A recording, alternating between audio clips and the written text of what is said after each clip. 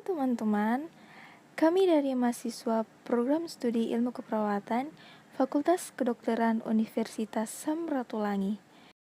Kami akan menampilkan materi manajemen risiko kesehatan dan keselamatan kerja. Tapi sebelum itu, kenalan yuk dengan anggota kelompok kami. Ada Natalia Asa, Anissa Dewi Isnaini, Lilis Dwi Ningsih, Putri Amelia Hyoda atau saya sendiri, dan Cahyani Rania Irsya. Selamat menyaksikan.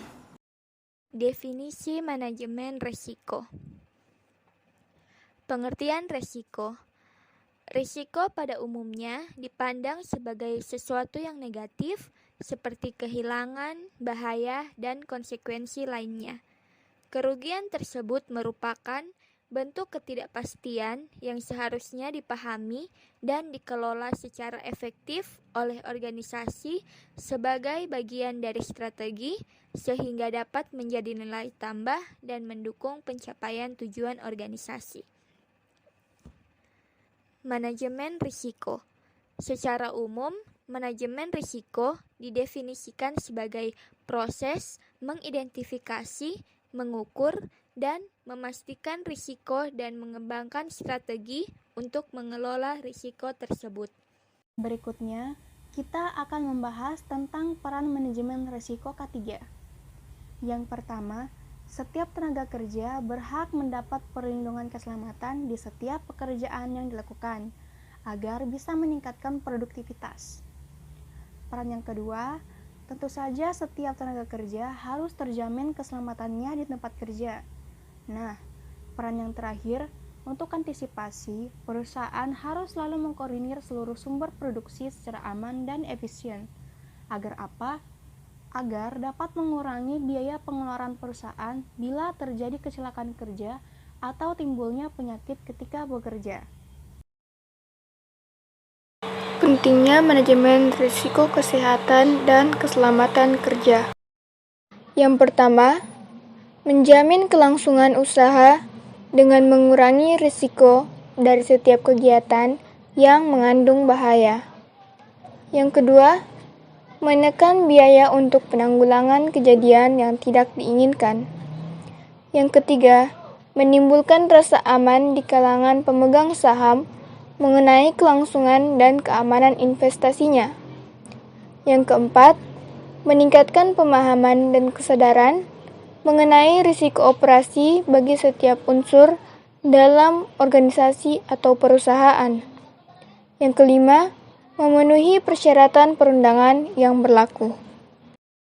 Tujuan utama dari manajemen risiko adalah melakukan pengkajian dan mencari pemecahan masalah terhadap masalah potensial sebelum masalah itu benar-benar terjadi, misalnya luka.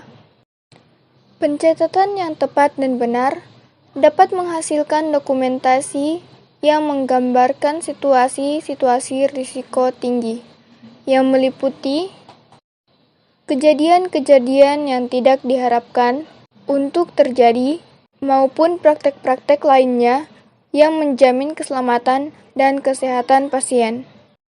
Selanjutnya, ada proses manajemen risiko kesehatan dan keselamatan kerja atau K3. Perencanaan manajemen risiko. Perencanaan meliputi langkah memutuskan bagaimana mendekati dan merencanakan aktivitas manajemen risiko untuk proyek. Identifikasi risiko.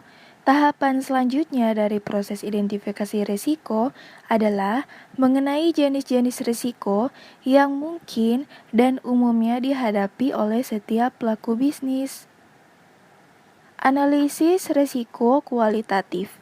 Analisis kualitatif dalam manajemen risiko adalah proses menilai atau asesmen, impact, dan kemungkinan dari risiko yang sudah diidentifikasi. Proses ini dilakukan dengan menyusun risiko berdasarkan efeknya terhadap tujuan. Analisis risiko kuantitatif. Analisis risiko kuantitatif adalah proses identifikasi secara numerik, probabilitas dari setiap risiko, dan konsekuensinya terhadap tujuan. Perencanaan respon risiko. Perencanaan respon risiko adalah proses yang dilakukan untuk meminimalisasi tingkat risiko yang dihadapi sampai batas yang dapat diterima. Pengendalian dan monitoring risiko. Langkah ini adalah proses mengawasi risiko yang sudah diidentifikasi, memonitor risiko yang tersisa, dan mengidentifikasi risiko baru. Memastikan pelaksanaan dan mengevaluasi keefektifannya dalam mengurangi risiko. Prosedur identifikasi bahaya penilaian risiko dan pengendaliannya. Yang pertama, mengakomodasi kegiatan rutin. Yang kedua, mengakomodasi kegiatan non-rutin. Yang ketiga, kegiatan semua orang yang memiliki akses di tempat kerja. Yang keempat, perilaku manusia, kemampuan, dan faktor manusia lainnya. Yang kelima, mengidentifikasi bahaya yang berasal dari luar tempat kerja yang dapat mempengaruhi kesehatan dan keselamatan personil di tempat kerja. Selanjutnya, bahaya yang ada di sekitar tempat kerja dikaitkan dengan kegiatan kerja penyedia jasa. Kemudian, sarana dan prasarana peralatan dan bahan di tempat kerja yang disediakan oleh penyedia jasa atau pihak lain. Kemudian, modifikasi pada SMK 3 termasuk perubahan sementara dan dampaknya pada operasi, dan proses dan kegiatannya. Dan yang terakhir adalah beberapa kewajiban perundangan yang digunakan terkait dengan penilaian risiko dan penerapan pengendaliannya. Terima kasih telah menonton video kami. Semoga dapat menambah wawasan teman-teman. Jangan lupa like, comment, and subscribe video kami ya. Bye-bye.